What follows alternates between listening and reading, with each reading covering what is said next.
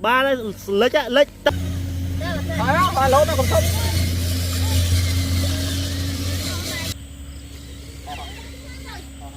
chạy đây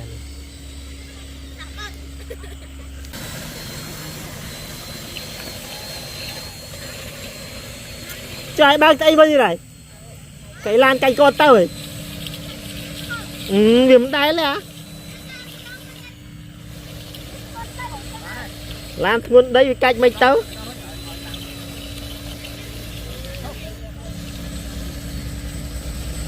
mày thoải hay lắm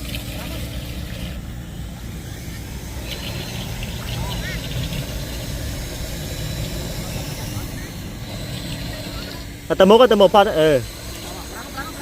ta Mr. Da giờ câu hai đó ok trời mà là mình khai những cầm mà tại bong một ở bên tè bong một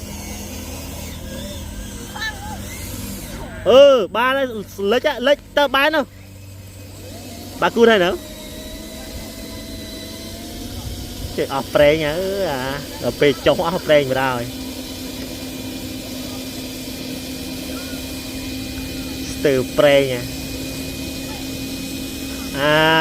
vâng chọ vâng không miền đấy bỏ bong một ăn vào là này chụp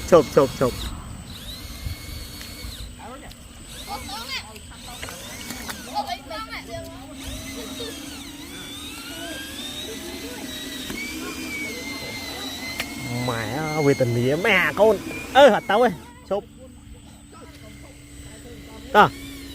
chạy rồi những con này ban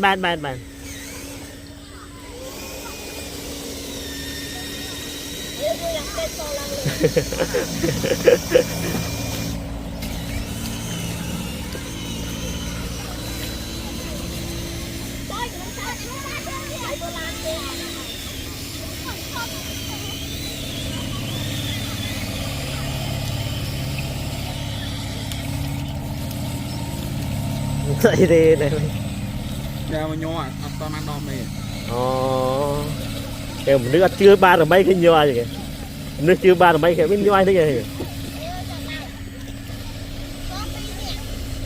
ta có mà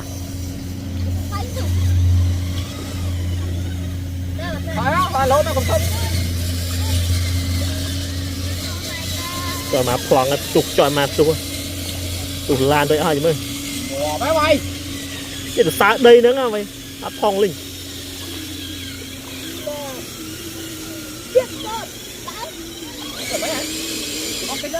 chọp nè chọp đây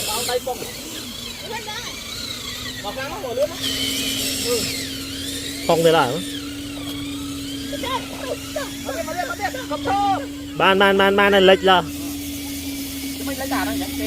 nhà nó mình lấy hàng xa cầm mà chẳng là tôi này chạm chạm đây cô đi mà thì có một đôi tra xe đi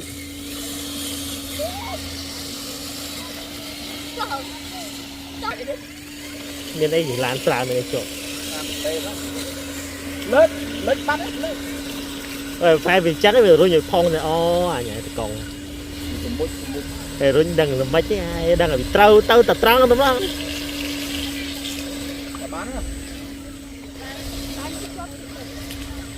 còn cái lẹ lớn nó giờ mà mình một tray một tray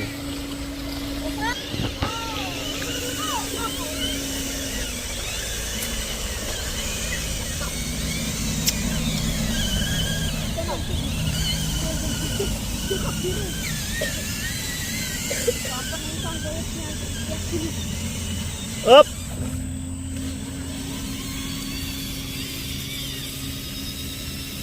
tụi mà cái tàu ba là mấy lăng mấy nè mấy trong lẹ con năng này các bạn đã lần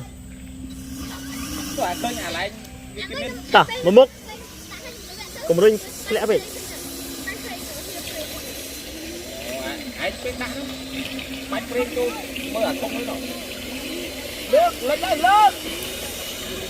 ta có bố lại mà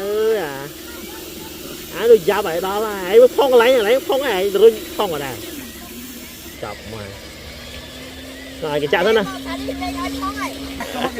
Nó lán rồi. Ê, lán cái thọt tiết rồi.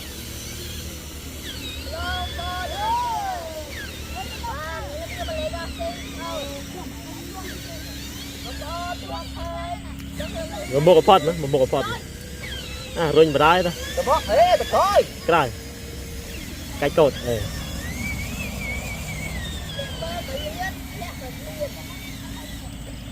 Ban nào, lệch lo.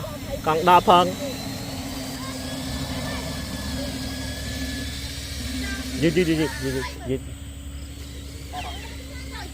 Ọt sẽ đây hả? Một cái mà. Chop cút, chop.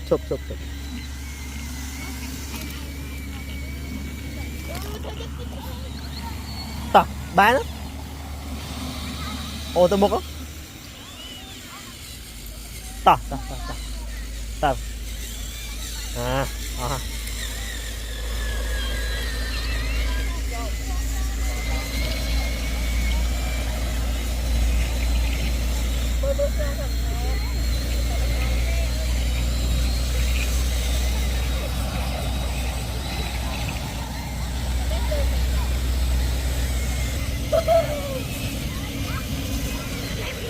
À rồi đi.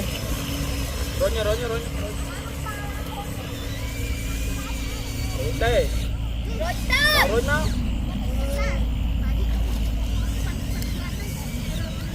Con này nhá.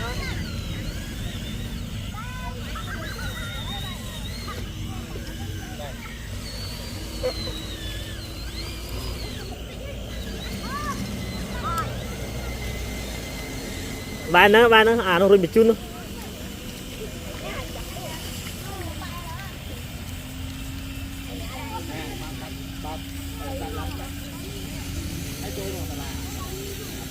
Ai cha mà nát sao vô các bạn mà muốn mà.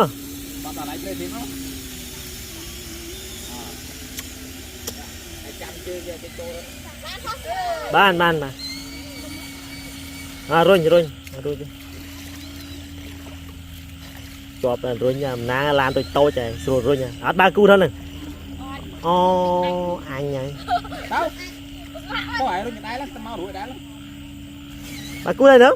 Đâu, quả bảo. Ai có kia không? Ăn mẹ con. Mềm đi ra nha. Ban.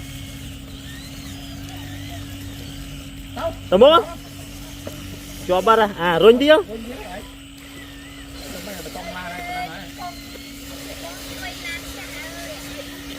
À chị rồi được chơi nhé. Do cút tới chưa. À rồi nhé.